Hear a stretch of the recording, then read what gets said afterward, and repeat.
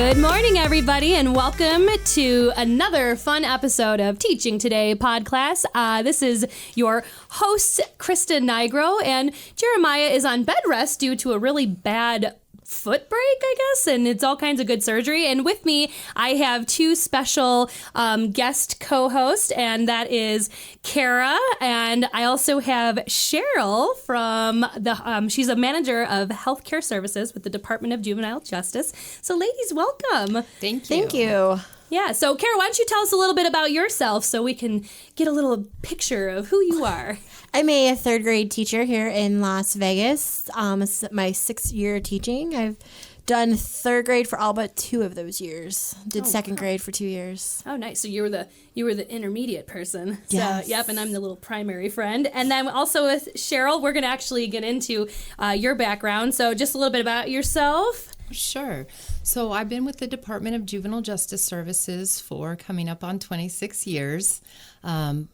Part of my current responsibilities right now, oversight of mental health services, medical services, and then the Harbor Juvenile Assessment Centers. Wow. I'm a licensed clinical social worker as well. Wow, that's amazing. So especially out here, I feel like we definitely have that need. I mean, anywhere where you go in, I mean, even the world right now, I mean, it's really a lot of mental illness floating around there that needs to be, discovered and treated properly. So, but welcome. Thank you so much for coming in today. Again, yeah, Jeremiah, he stayed home because he's on bed rest for the next 30 to however many days. So he had asked if I would be willing to come in because we wanted to get a definite snapshot of what Harbor is because, I mean, like I was talking with you off air, we did it was the Title I Hope mini conference in the beginning of summer break, and they had a lot of really cool information about that. So we're going to get into that. But before we do, Kara, how has your year gone so far? It's interesting to get another perspective. Great so far, actually. Changed schools this year. Oh, wow. By choice or is it surplus? By choice. Oh, good. Good for By you, choice. girl. Closer to home. Wow. Smaller class. When you say smaller class, what do you mean? Smaller class size. Ooh, okay. So A little bit smaller. But 1 or 2 kids makes all the difference. yes. It really does. Oh, boy. Loving it. Got a great team. That's good. The team is just what's so important in Feel that. happy and supportive. Yes. Support it. Yes. Oh my gosh. That is like, I was thinking about mine. I have 20 right now, but I have one that went away to Sri Lanka for a month. I was like, why didn't you take him in the summer? But So they'll be back.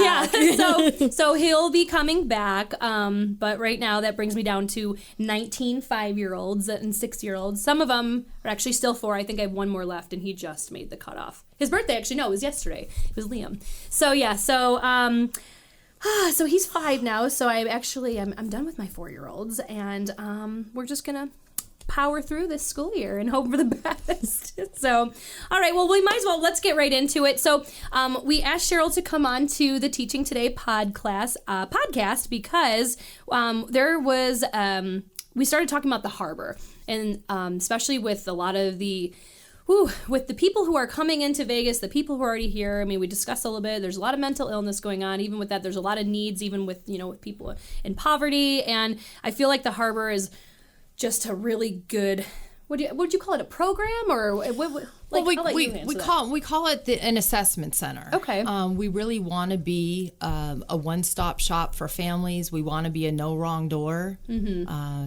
Our main location is open 24 hours a day, so we can provide services to kids and families. Wow. So you don't need an appointment if you're in a crisis or in a difficult situation and you're having trouble navigating that. You can just come to the harbor and get some help. So now, where is the main, like, if you had to go to the center to get the assessment, where is that? Right. So the main campus is located at 861 North Mojave, and that's on the corner of Mojave and Washington.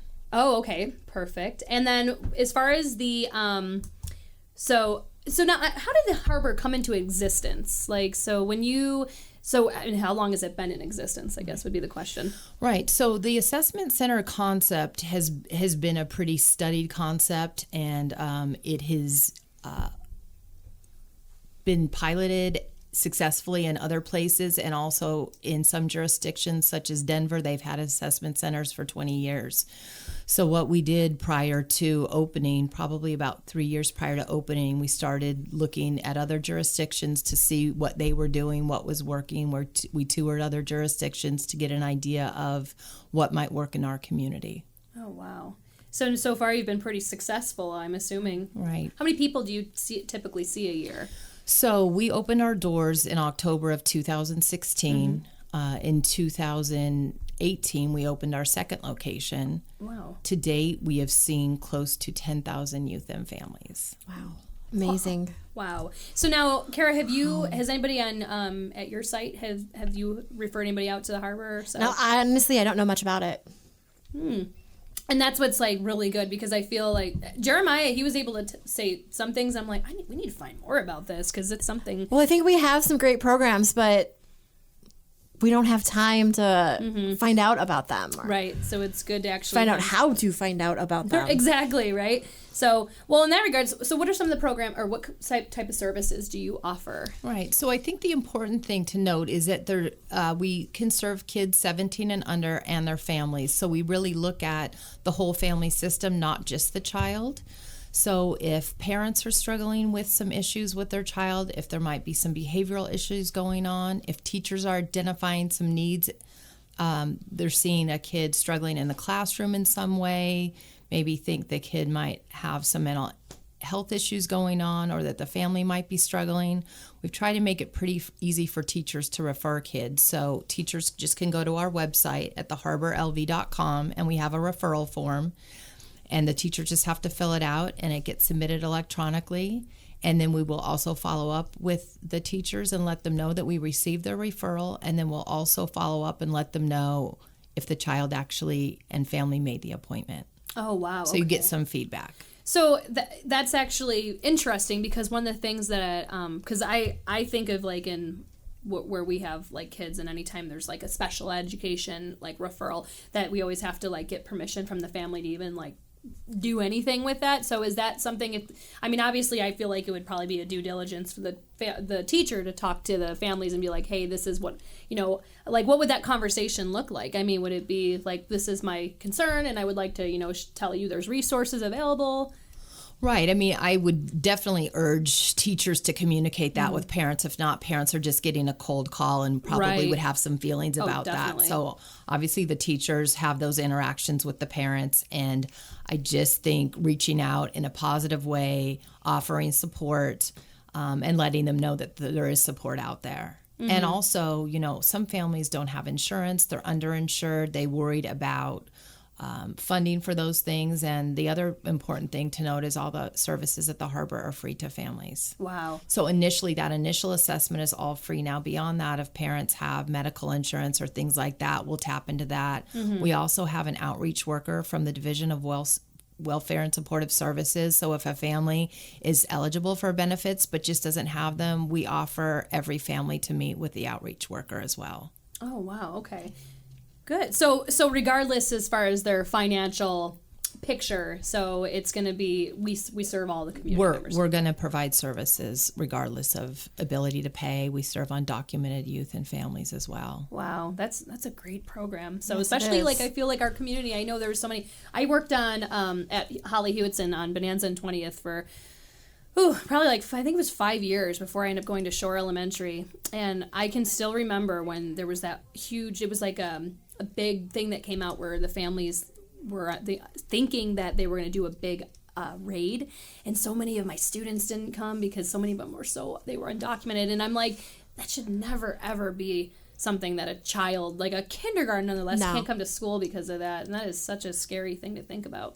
And it's like, some of the things they dealt with, that's more than I dealt with in my 34 years of life. So they have to be more grown up than we do. I know. Sad. It is. It's very, it really is.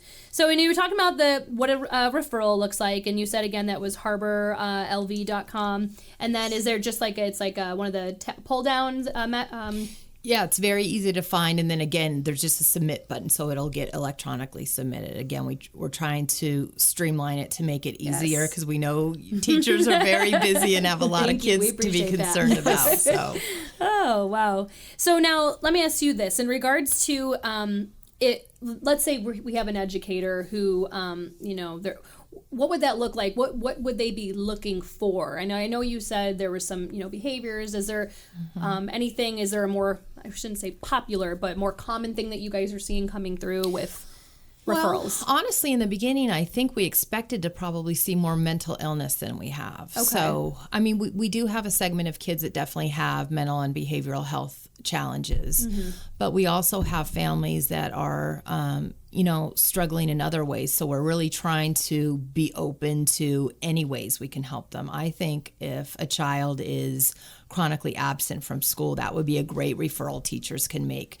so we can figure out the reasons behind that and give the parents and the family support and resources to make sure that child gets to school. Oh, yes. So that could be something. It could be acting out in the classroom. It could be a child coming to school emotional often for a reason that's not apparent to you. Right, It really anything. I think that teachers have some really good instincts about that. They have built relationships with the kids and they know when something's not right. Yeah. And that's so true. And that's one of the previous episodes we did. We talked about how important it is to build relationships with these kids. Because honestly, I mean, you have these kids for, what is it, 100, is it the exact number 183 or is it 180? 180? We have them for 180. We work for 180. That's right. I'm I always get that confused. I'm like, yeah, we're there usually 3 days before. But the fact that you get that time to build those relationships is so key, because like you said, you have somebody that comes in and they're cool, calm, collected and just skating along, and then next thing you know, they're in emotional turmoil, and you kind of want to, oh boy, you hoped enough that you have that relationship where they trust you enough to be able to tell you what's going on. So how about foster families, or is that I know because they have their own social workers, but so how does that work? Yeah, we don't really turn anyone away. Now, if families come and they're involved with other systems or other workers, we encourage them to sign releases so we can partner with those workers and let them know what we found and what we're seeing, so we don't duplicate services or anything like that. So we have more coordinated care. Oh, wow. Excellent. Okay. So, so as far as the funding, I know we had talked a little bit about that off air, but so tell me a little bit more about how you guys, get through with your business, as far as where's the funding come from? Right. So we were fortunate enough in the 2017 and 2019 legislative sessions to receive funding, and that really has helped. That funding helped us go 24/7 at our main location, and it helped us open our second location. So we were very grateful for that. And then at the harbor, under one roof, we have approximately 12 different partners, which is amazing. So all of those partners are donating staff also that actually operate out of the harbor. And some of our partners also provide financial support to the program as well. That's great. Is there a way, if anybody wanted to help support monetarily, donation-wise or anything? Yeah, that's definitely something that we could talk about, and we're interested. I think there's lots of opportunities to support the harbor. Mm-hmm. And if someone wanted to make a donation, do you guys have sometimes I know the Shade Tree they have where you can go right online and they actually have a donation? Or we don't have that direct ability to do right now, unfortunately. Okay, perfect. And then in regards to the partners, so do they put on events where it's almost fundraising events? So if you guys have I don't know, galas, or if you do harvest festivals or things like that, or is it mostly? No, so we've been open 3 years, and really we've spent these first years really getting our program solid, understanding our processes, getting commitments from the community, really trying to get the word out. Really, the school district is our strongest partner at the harbor. We have school district staff at the harbor, and the school district provides the harbor the majority of the referrals. So we've really spent this first 3 years looking at building a solid program and being there for the community. And I think in terms of future growth, we'll be looking at the things you're talking about, how we can continue to operate the program, to expand the program, and how we can identify sustainable funding. Wow. And that's so important. The sustainable Yes. funding. That's the biggest one. You know, it makes me think we recently installed, not to kind of segue out, but we installed a garden at our school, and everything was through, like, we're partnering with Green Our Planet and everything. And it's funny because the common grant question I get is, how is this going to be sustainable? I'm like, that's a good point. Because, I mean, we could look at the here and now, but it's like, what is in the long term is how are you going to keep this up and running? Exactly. When those kids leave and the parent helps leaves. And, yep. That's very true. So again, Cheryl, she's manager of the healthcare services with the Department of Juvenile Justice, and teachers and educators, I encourage you that if you do see a student or family that might possibly need these services, please talk to the families and, reach out, go to harborlv.com and fill out that referral, because that is so key, because so many parents, I feel, they probably don't realize all the services that we have available out here in this valley. Or are too afraid to get it. Yes, that's true too. So Cheryl, any final thoughts or anything else that you'd like to tell us about the harbor before you go and enjoy your weekend, hopefully? Thank you. I'm planning to do that. Well, we really just want to encourage the school district to make referrals. We've enjoyed collaborating with the school district, and we want to continue our partnership. Yes, absolutely. And it probably is nice that it's the 5th largest school district. So maybe sometime the workload gets a little heavy, though. I imagine. But if the need's out there, we want to keep servicing the valley, and we'll continue to work on opening new locations so we can do that. That's great. And then for one more time, what were the 2 locations again? So the 2 locations are 861 North Mojave on Mojave and Washington, and the other location is at 6161 West Charleston, Building 2. That's on Charleston and Jones. That location is not open 24 hours. It is open 7 days a week, 8 a.m. to 10 p.m. All right, perfect. And then I actually have one more question. I'm sorry not to keep hitting you with the questions, but if an educator needs to call someone to verify, maybe just get some information before they do the referral, do you have a specific point of contact that they could utilize? Or? I would just give them our main number, and that's 702-455-6912. Okay, perfect. Well, Cheryl, we really appreciate you coming in, and I hope you have a great weekend. And we will definitely, I will be using this because I can think of a couple people off the top of my head. Right? I kind of wish I knew more about this last year. Yes, I know. Yeah, especially when I was at Hewitson, and I know we had some really great, we had communities and school partnership and a whole bunch of great partnerships with different things around the valley. But this is everything's like you said, under one building where you can do so much with the assessment. So thank you so much. Thanks, ladies. Again, Cheryl from the Harbor. She was the manager of healthcare services with the Department of Juvenile Justice.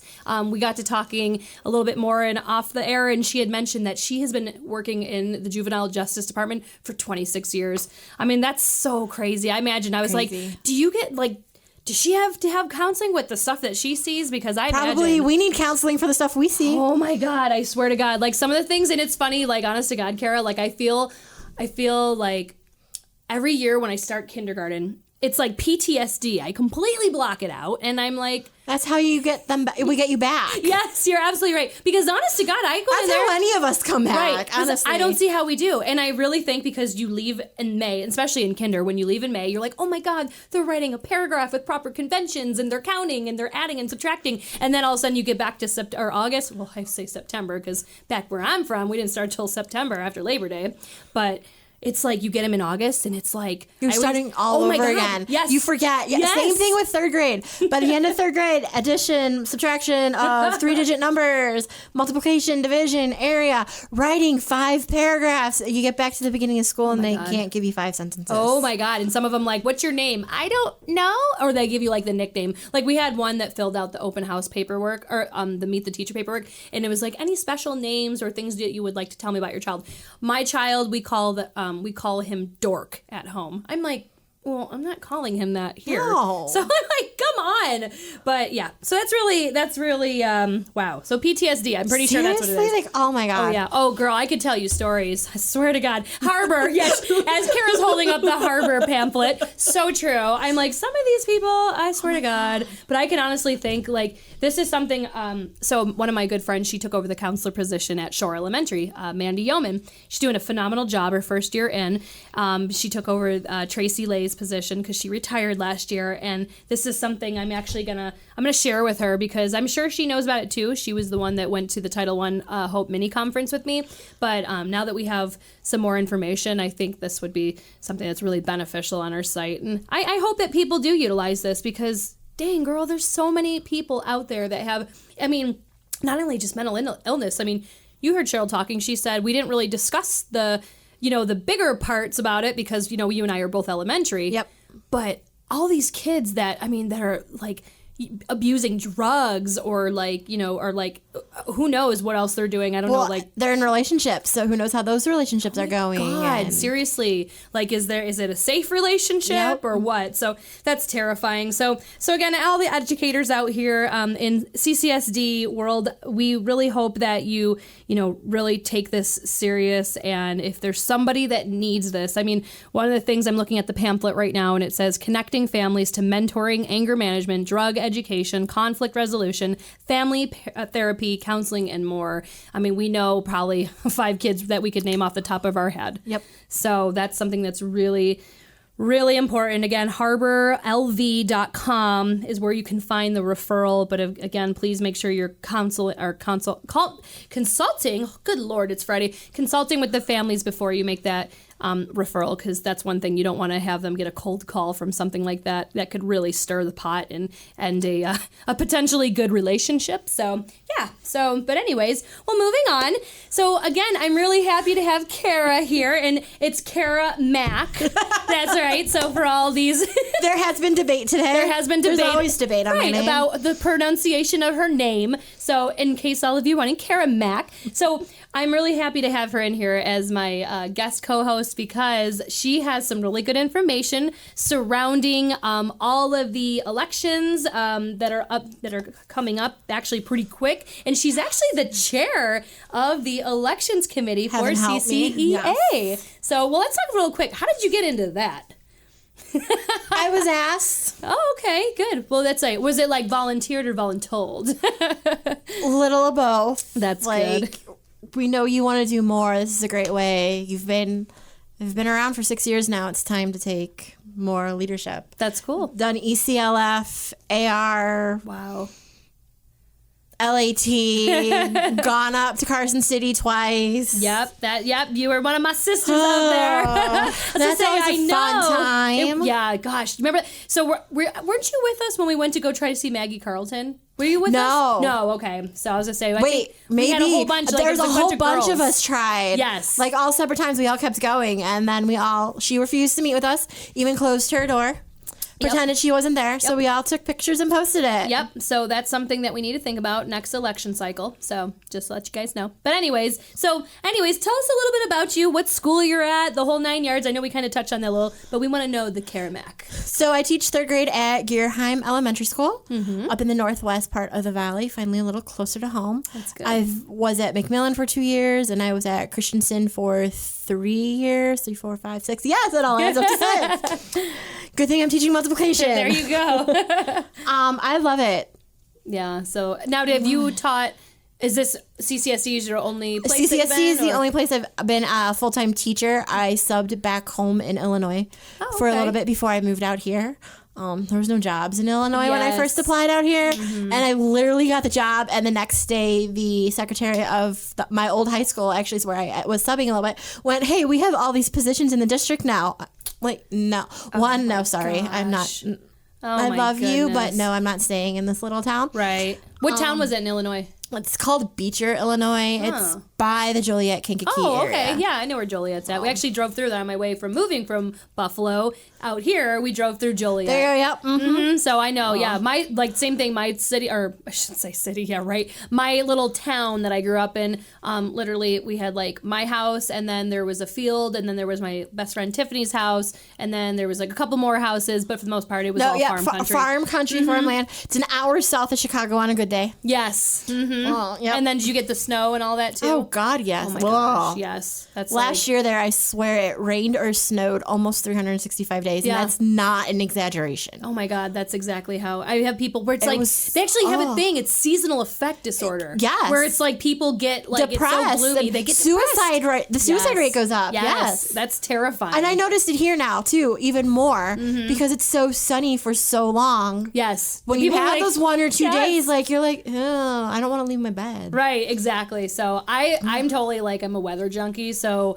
I'm like sitting there, I'm like always spying in on Buffalo's weather, going, "Oh man, you guys got a thunderstorm today. You're lucky." Like I know. Like we I never watch ever the get anything. storms at my house. Yes. The few storms we get here. Isn't it I weird? watch them go around like they're going to hit and then nothing. I'm like, oh. Yeah, it's so bizarre. That's one thing I find very weird about the weather in like Vegas is you could be like standing like 2 or 3 steps to the left and it's raining, and then you move over to the right and it's like sunny. It's like that back home though. Like So bizarre. living out in the country, it would be sunny or storming by me, and then it'd be the complete opposite in town. You would see in town. Some gorgeous pictures. Some Oh, yeah. craziness. but Yes. yeah. So, but anyway, sorry, we got on a little weather tangent, but that's quite all right. But so, anyways, I am going to let you share your wealth of knowledge, and I know you said there's some upcoming dates that are important, Yes. and all the cool things that you were talking about too, about like the orientation or whatever that they're doing. So, go ahead and give me the 101 on elections. So first off, if anybody is interested, we have a seat for Zone 3 open on the exec board. Ooh. Contact CCEA if you're interested. Ooh, yes. So we're doing something a little different this year with elections.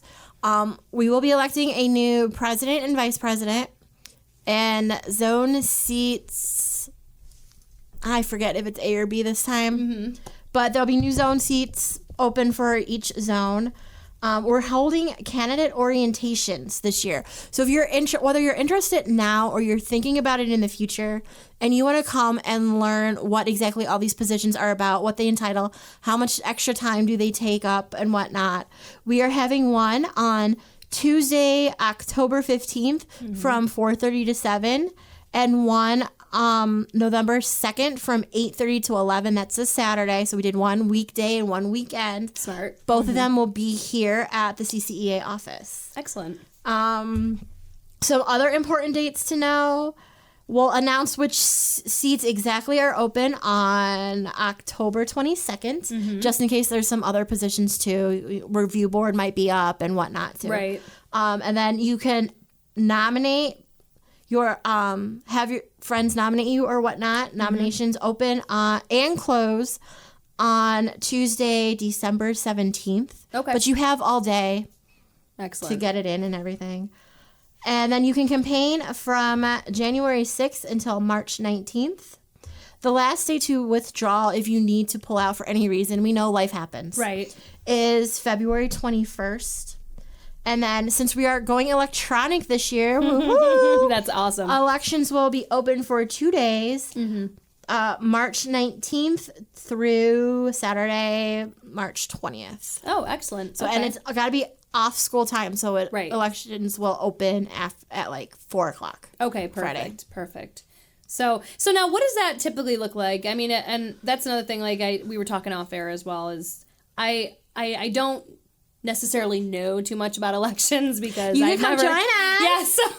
Yeah, so when you do that, I remember seeing this past year when Jim Frazee he had to give his little speech, but I don't think anybody was running against him, and it was funny because he's like, I'm still going up to give my speech, and I was like, good for you, get up there. And so if you have two people that are vying for the same position, obviously you want to go ahead and give your your Yes. spiel. And what does that look like? I mean, what is I know we have orientation, but are the zone, the executive board seats, like what is entailed in that job? So all the schools are broken up into different zones. We have 6 zones, and we have an OLP spot too. Okay. For other licensed professionals. I know there's a board meeting at least once a month on the weekends. Of course, they come to all the ARC meetings. I know there's lots of phone calls. I don't even know actually what's all involved. So I'm kind of excited for these orientations too. So I can know.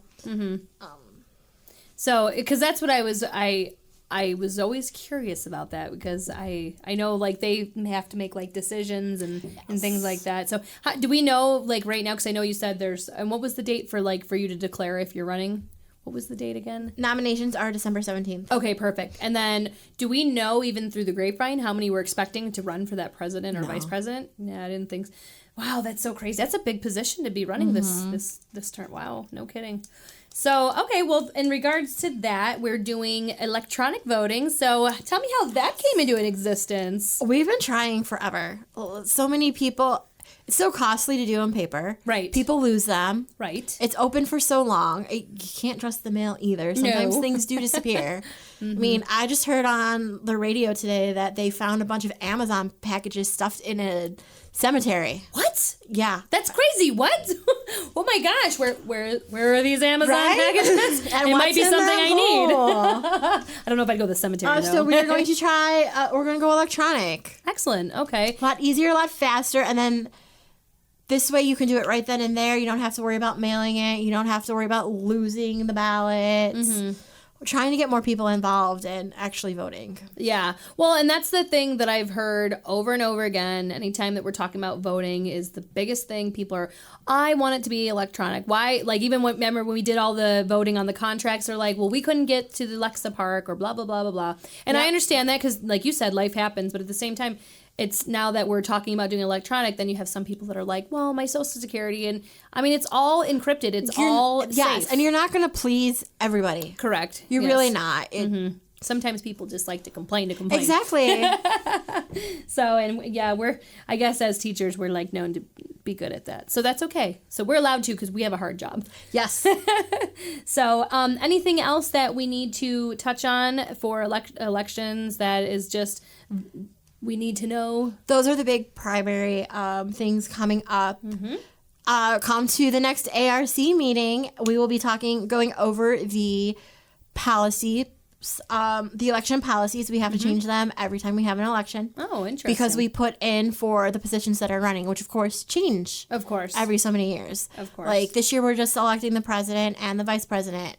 Next year, we need a new secretary and a new treasurer, I think. So it's not all of the positions run on the same years. It's a couple positions every year. So now what were you saying as far as the terms again? So like the president and the vice president. The terms right now are set. We just redid them. They'll be 4 years. Okay, so but 4 those years. can change. That's what we changed in the bylaws when we left NSEA. Okay. Those could change again too. All right. And then you said as far as like the seats for the zones, those are 2, but I know you said, are they 2? 2? I think they're 2, right? I want to say. Gosh, I can't remember. So. Hold on. So we got a good. Let me get right back to you. I forgot I have this. We got this beautiful database thing that's just got all the good information. Yes, I have it electronically. So president and vice president terms are from 2020 to 2024. And we have for exec board open right now seats 1, 2, and 3, 4, and 5B. Wow. So it's all the B seats are there, and those will be 4-year terms as well. Oh, wow. And the OLP seat is up as well. And that's also 4 years. Wow. And who currently holds that? It's Monica Bryant? Or no? No, Monica is zoned 3. Oh, okay. Exec board, Paige Myers is the OLP. Oh, that's right. Yep.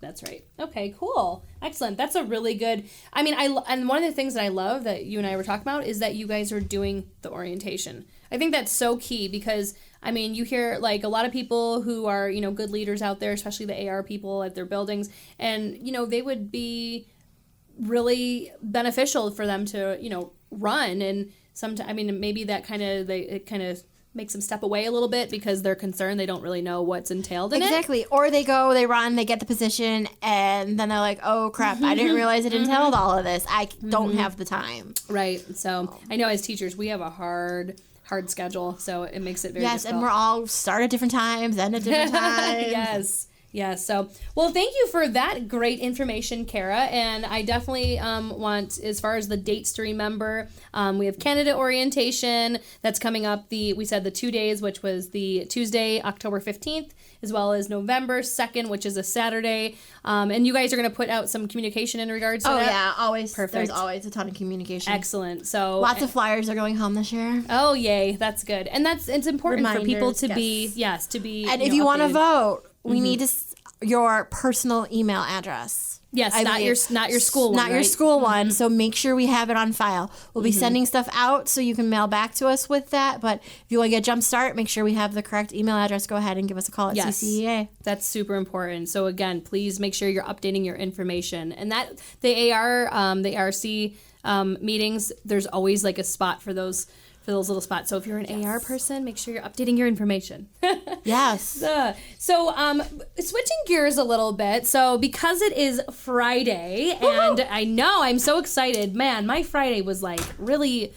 Oh, it was intense because I thought we were going to have a hard lockdown today just as a drill. But then, we didn't have it. So I was, trying to, I was just waiting. And then we actually had a bunch of activities planned. We had this thing called the teddy bear picnic that we do with my friend. I went with my friend, Mrs. Beaker, Megan Beaker, and we went outside. And the kids got to sit and, read. But, well, they're not really reading. Some of them are reading.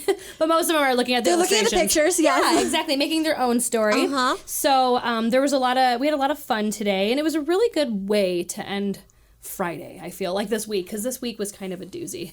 Yeah, my poor kids had to test all day. Oh my gosh. Just how it fell. I tried to not make that happen, but it just how it fell. Yes, and that sometimes that's how my whole beginning of my year, assessment after assessment. I mean, I'm talking, oh my God, Ames Web Plus, map testing, oh my God, ESGI, the PSI, and it's just like, oh my gosh, I have a student teacher this year too in the beginning of the year, and I feel bad. I'm like, oh my God, Miss Martinez. No, but that's good. Yeah, that's when I student taught was the beginning of the school year. Mm-hmm. I am so glad I did because you don't know everything. You're right.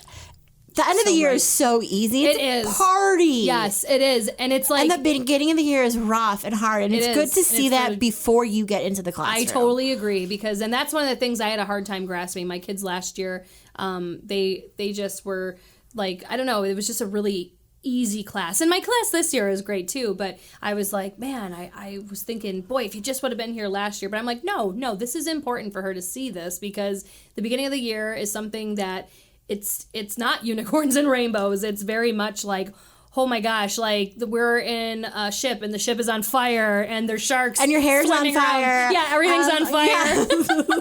So I believe that's a meme or something too. Yeah, yes, right? that's exactly I pictured it. It's all on fire and we're sinking, and somehow the water doesn't put out the fire. No, it doesn't. It's like gasoline. It just adds it makes it worse. Yeah. But yeah, so I was really appreciative that she's actually here now that I reevaluated on that and go, okay, no, she needs to see this because if she's going to be an educator, she's got to know what's in store. But, Good, bad, and the ugly. Yeah, but you know what? She got her first really bad cold, and yesterday she had to leave early. So I was like, these kids are little germ pots. So gotta. Yeah, hand sanitizer. If you have to drink, well, don't drink it because it will. won't Emergency. Make you feel well. Yeah, emergency and the whole 9 yards. So, but with that being said, not that I went on this wonderful tangent, but we decided that we were going to talk a little bit about some tips and tricks, like teacher hacks. And it's funny because I started doing CCEA's social media on Facebook and their Twitter account, and these wonderful people over here, they send me their social media requests, which is great, and I will put them out. But then you could probably always see theirs, because theirs are very official, and then you have me who I'm Tuesday tip or motivational Monday. So I always like to do that just to get the members talking, and so one of the things that I looked at was some different hacks, and we found some cool ones, and we're just gonna kind of run through those to just finish off our show today, and then we can get our weekend started, and it'll be great. It'll be wonderful. So anyway, I was looking at this site called Board Teachers, and I know some of you are familiar with that. Yes. Follow them on Facebook. I love it. Yes. It always makes me think of Jerry Brooks and yes. God, who's the other guy? We actually had him. He was yes, I went to go see him. Oh, Eddie. God. Yes. What is his name? He actually did the Heart of Education show when we couldn't. There was a one of our hosts couldn't show up.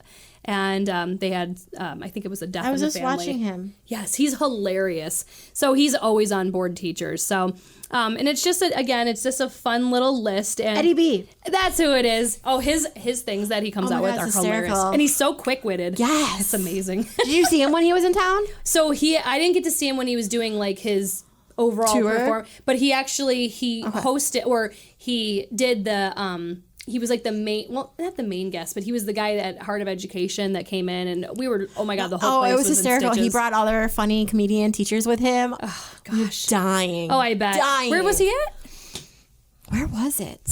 Oh, man. I don't remember. Was it Green Valley? I know Green Valley. No, it was where the old baseball field is. Oh, Cashman? Yes, thank you. Oh, cool. How awesome. See, Friday the brain shut down. Girl, I tell you. Well, I've been here for 6 years. You think I'd remember more places, but if I don't go to it a lot, I don't know.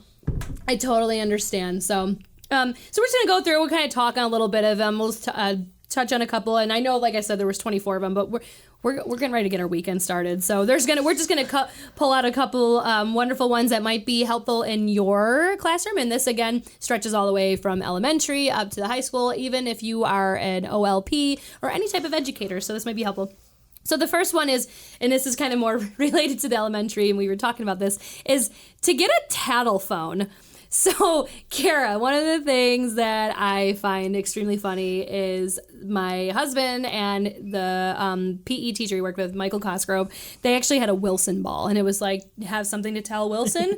And so you'd see these kids standing at the ball, and they were like telling them like, oh, so-and-so took blah, blah, blah, blah, blah, blah. And then it's just, they realize how silly they look, and then they're like, oh. I'm talking to a ball right now, an inanimate object. But in a tattle phone, I thought it would be kind of cool because, you just get like go to the, the Goodwill and buy like a little phone. They pick it up, and if they have something crazy to tell, first off, they'd be like, what in the world is this? What is this cord? Yeah. What is this thing? What? Wait, I can't pick it up and move it wherever? Yes, exactly. So, but it's one of those things that, especially my second year, I had chronic tattlers. It was like, no matter what, like we read so many different books to try to like squash it, and it was never a thing. And we had put on butcher paper. I saw something on just one of the lists about how to thwart tattling. And it was literally, you draw an ear on a piece of butcher paper and they have to go and tell it. And it was like, it kind of fixed things a little bit. And then of course you had the ones that just, it didn't matter. Yeah. So even in third grade, it's a problem. That's tattling. No, it's not. Is somebody bleeding? Yeah, exactly. Is somebody dying? You go through the list, right? Did Channing Tatum walk through the door? Yeah, exactly. I don't need to hear it. Yeah, exactly. Is there a bone sticking out? Is there vomit? Okay, no, then we're Is there blood everywhere? I don't need to know. Oh, that's funny. So, but also, and this might be helpful for you. And the next one we were talking about is motivational pencils. So talk to me about SBAC. So when they go in, what is the feeling of that for the kids? For the kids, I'm sure pure dread. Mm-hmm. We've been trying to gear them up for teachers. Pure dread. It's the most emotional draining thing I have to do as a teacher, because you see these poor kiddos struggling and you can't help them. Mm-hmm. You can't even tell them, make sure you reread. Oh. All you can say is, just try your best. Oh, try your best. Good luck. Do your best. Oh, gosh. Oh, my goodness. There's one thing I could get rid of. It would be SBAC. Yeah. It's just very stressful for the children. Yeah. And for us. And these poor kids feel like their whole life depends on this. Yeah. Oh, gosh. Test. There's so much, like, it's such a burden on them. And doesn't. Yes, it's just, yeah. I mean, and honestly, they don't even get the scores until like the next year, right? Exactly. It doesn't even really show how well they are. We have to differentiate in our classrooms, but we don't differentiate on that test. Which is so how is that really fair? Bizarre, yeah. So I don't. That's what. That's a whole nother podcast I can comment just. So complain away. So when they go in, are they allowed to have like a pencil and paper? Pencil and paper for math, but then we have the clock. It can't leave the room. Okay. They have to have somebody walk with them to the bathroom. Wow. Yeah. So it's like very much very like secure. locked down. It's like when I took Test my praxis. They're locked down and everything. Yeah. Oh my goodness. Well, so in that regard. Motivational pencils made the list, and I was like, motivational pencils, and I looked, and it's pretty cool. That. It's like you take a pencil and you write a little message like, you got this, you're a rock star, and it's like sometimes those kids just need that little bit of push to be like, yeah, I do got this. That's all they get. Mm-hmm. Sometimes the only motivation they get, the only inspiration they get is from us. Yeah. They don't get it at home or whatnot. For SBEC, though, actually what I do motivation-wise is me and my friend found this a couple of years ago, Meredith, who's moved on me. Oh, no. It's a baseball theme, getting them ready for SBEC, and they have little baseballs. And for each day we test, we send one baseball home for the parents to give them a little motivational message or something. Oh, that's cool. And then they have to bring them back. And then for the kids that don't get them brought back, I'll go through and write for them. And then it's so sweet. At the end, there's a movie that goes along with it. So once we're all done with SBEC and everything, we watch the movie, baseball theme, of course, and my favorite team is the Chicago Cubs. I saw your lanyard over there. The Chicago Cubs are in it. Oh, wow. Chicago Cubs, New York, and the Cleveland Indians, yes. which is hysterical. Cubs in Cleveland. Oh, my, because that was like, wasn't that the recent That was the World Series. Yes. Wow, that's a good idea. And that's, I know, like you said, SBAC can be like super stressful, and just that little bit of motivation piece might be something Make it a little fun for them. Yeah. So, all right. So the next one, and again, this is not meant to be like our meat and potatoes of our podcast. This is just really just kind of winding down with the week and just giving you a couple tips that you might be able to put in your bucket and your toolbox or whatever. So, and I know some of you probably know about this, but the next one I saw was hand sanitizer, but using a rubber band or a hair tie so that way they get the perfect pump. I'm going to tell you right now, my kids know that I'm a germ freak, and they use so much hand sanitizer. Hand sanitizer. Oh, my God. Oh, my We God. can make them wash. I mean, I have it if they need. It dries my hands out. Oh yeah, mine cracks to the point where it bleeds. It's crazy. I just wash my hands. But they literally will take it and go like. Oh and no! then I have wipes though. I have baby wipes in my room too. Yeah, that's well, I'm in a good. portable this year with no sink or anything. Oh, so definitely. Yes. So you have to definitely have something that's go wipe your baby wipe. Go use the baby wipe. That's smart. And also learn too. This is a really good thing to piggyback on. This is. Hand sanitizer. What does it do, Kara, with the permanent marker? Why don't you enlighten us? Takes off the permanent marker. You know, when the kids accidentally put it on your board, your whiteboard or something. Yes, that is the worst. So the smart board, I actually had last year. I had during it was conference. I had a kid come in with her sibling, and they were drawing. Don't ask me why I had a permanent marker in the tray. I don't know what I was doing. I must have just been like in a hurry and dropped it in there. They were writing on the board with the smart board with it, and I was like, I was like, oh my God. I think I saw my life flash before my eyes. And then, so of course, that permanent marker is so clutch. It like literally, it's like the lifesaver. There's ways to get it off. Yes. We've learned the hard way. Yes, exactly. So it was actually very, very helpful. So the other thing is we had discussed this, and I was happy that we both had this idea. Well, she had mentioned it, and I was like, I do that too. But your desks, you don't even need dry erase. You can, if you're doing a whole group lesson and you need markers and a dry erase board, don't worry about the dry erase board. You can write on the desk. It comes off. It does. It's wonderful. Sometimes when you get like the older, it might leave like a little bit of a tint, but whatever. They're still learning. That comes off too. It does. So, and we Lysol wipes, whatnot. We were doing a letter formation the other day, and it was cool to see that because it was so novel. It was like such a novelty for the kids because they were like, oh my God, we're writing on the desks. I'm like, now do you do this when you get home? No, Mrs. Nigro. I'm like, okay, good. As long as we're on that same page. But it was just really cool to see them all engaged. And again, this can be they love something- it. Yeah. They get to play with the marker? Mm-hmm. Yeah. Yes. No matter what age. Come on, we still love to play with I know, I totally What are do. the pens we like as teachers? I know, right? Oh, totally. It's like the As flare, I'm holding the flare one of the perns. flare, yeah. Is that what that's what he calls flare, them? yeah. Flare. So, and that's something that can definitely be utilized through elementary all the way up to high school, even as like an OLP, because I know you pull kids as well, and that's just it's a cool idea, and the kids like it. So. This might be something helpful in regards to a child. Maybe you have someone that is very hot-headed, has a hard time emotionally. But one of the things that I saw on the list, on the board teachers list, is cool-down cubes. And what it is you take fake ice cubes that you would use if you were going to put them in the freezer, and it's with that liquid inside.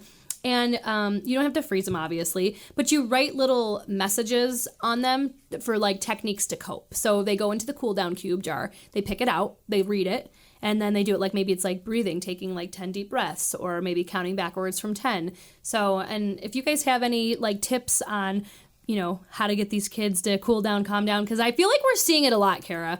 I feel like we're seeing it a lot more every year. Yes, but if you have any of those tips that you have something that works in your class, don't forget to send it to Teaching Today Podcast at gmail.com, because I'm dying to know those too. I have there's a couple people in our school this year that could probably benefit from some of the tips that you guys have out there. Even it doesn't matter, a veteran or a new teacher. I'm sure you guys have great ideas. So how about you? Do you have any tips or tricks to how to get the kids to calm down? Sometimes just take them outside and let them run. Oh, yeah, that's a good idea, too. That's true. Just give them an extra 5 minutes recess or something. Yeah. Sometimes it's just they're frustrated with the work or whatever, and they need to walk away from it. Yeah. And sometimes a brain break inside the classroom isn't enough. They need to go No, that's outside so for a true. minute. Especially most of our classrooms don't have windows. They need the fresh air. They need the sunlight. Isn't that wild? It's insane. What is it? I think Cannon, that's over here on Russell Road near the Union Hall, is that the one? It's got like a circular, like weird building thing. And it's like, every time I drive by, I'm like, where's the windows? Right? Like, it's so bizarre. I can't even imagine. Like, I'm very blessed this year because I came out of room 5 last year at Shore, which had no windows. So you know what I did, Kara? I actually put in a fake window. I literally bought blinds and then put a picture. That's a good idea. I thought about doing that, but being in the portable, one of the perks. You can keep your door My open. door's open. Get that fresh air. Get the flowing sunlight in. Yes. Yeah. That's super It important. helps. Yeah, I liked being in the portable when I was there. I was in a portable from 3 years. It was great. I don't mind it. I can control the air and heat. Amen, sister. Okay, so when I was pregnant with my son, I literally, you could hang meat in my portable. I believe it. Oh, it was nuts. So just a couple more, and then we'll be getting to enjoy our weekend.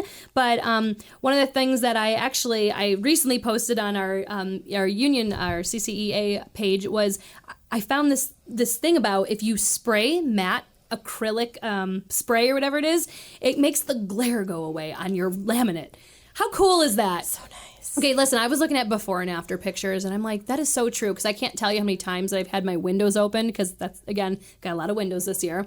But it was just crazy to see how, I'm like, I don't even know what that says, because the shine or the glare is so bad. Yep. So the matte spray, and you said you had one in your Amazon It's in my card. Amazon huh? card. I need to That's buy it. That's really good. I like it. That's good. I'm glad that's a good tip. And when you do that, I want to see the before and after pictures. Okay.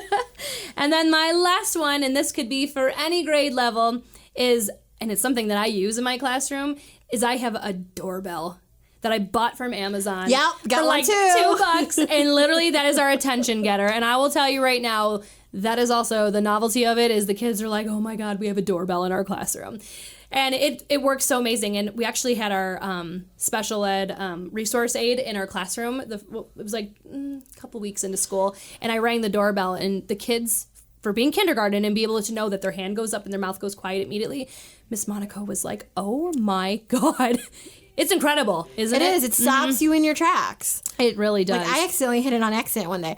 And actually, I moved it another time, and it totally changed which doorbell sound I wanted. And my kids were all like, Miss Mac, that's wrong. That's not the right one. Oh, that's funny. Yeah, they you need to know. switch it. We like that other one better. Exactly. Yeah, that's like Well, the other one's longer. I use it for transitions when they're Yes. taking stuff in and out of their desk. Oh, smart. That they only have that length of time to do it in. That is very good. And then I just use callbacks Ooh. with them. They love Andy's Coming. Oh, yes. And then they pretend like they're the toys from then Toy they fall. Story. Yes. That's cool. Yeah, that's one of the things. We have a doorbell, and my 4-year-old, he goes to the same school that I teach at. He's in their pre-K program as a typical peer, and he comes in and he likes to press the button. And so when I don't know that, and then when I hit it, it like goes on to this big long song, and my kids are like, "Oh, Mrs. Nigro, little Tony was in here again." They know, because they know I don't mess with it. So and I'm sorry. I know this has probably been a very interesting episode. So I just felt it was really important, especially just to get in here, blow off some steam, talk about some teacher hacks that might be helpful, or some educator hacks, and I feel like I hope that some of you guys take away some good information from this. And if you do have hacks that you use that weren't even touched on, please email us. Let us know. I'm dying to know, because I'm always like up to trying new hacks. Me too. So something, yes. So one of the things I actually what works did for you that I different, haven't. that's cool, that's engaging with the kids. You know what I actually just tried recently, and I saw it on I can't remember. It's like a Facebook page that they do like videos. It's called like Reaction or something like that. And one of them was hacks. And there was this one where you roll a lemon on the table and then you use a toothpick and you kind of like swirl it around and then you squeeze it. And it like to get the juice out instead of having to like squeeze or like do the grindy thing. It worked. It was amazing. I couldn't believe it. I get sucked into those videos. Oh, I totally was. I was like, next thing I'm like in the depths of Facebook. I'm going, what time is it? What day is it? 5 videos later, Yes. the sun's coming up. Yes, exactly. That's totally my life. So, but yeah, so just if you have any hacks that you'd like to share with us, we would be more than happy next episode to, share those, because I feel like, God, we're always looking to simplify as a teacher, and that would be great if you have any. And again, that's Teaching Today Podcast at gmail.com, Teaching Today Podcast at gmail.com. Or if you have anything that you just feel like we should know, please go ahead and send it to us. We're dying to connect. So I think that pretty much does it for our episode today. Again, Kara, thank you so much for your wealth of wisdom on the elections piece of it. Of course, thanks for having me. Absolutely, and we'll definitely be bringing you back. So, and it sounds like too, I don't know how long Jeremiah is going to be out, but with his foot the way it is, we can only send positive vibes and prayers to him. Maybe we should just move this to him. I know, right? We could just pick the desk up. It'd be great. I don't know how heavy it is, but it'd be great. So I'd probably break the equipment on the way, and then I'd really be up. Yep. But thank you guys so much for tuning in, and I hope you have a phenomenal weekend, again, because today is Friday, and the sun is going down, and the weather is beautiful outside. So that is going to do it for Kristan and Kara. And class is dismissed.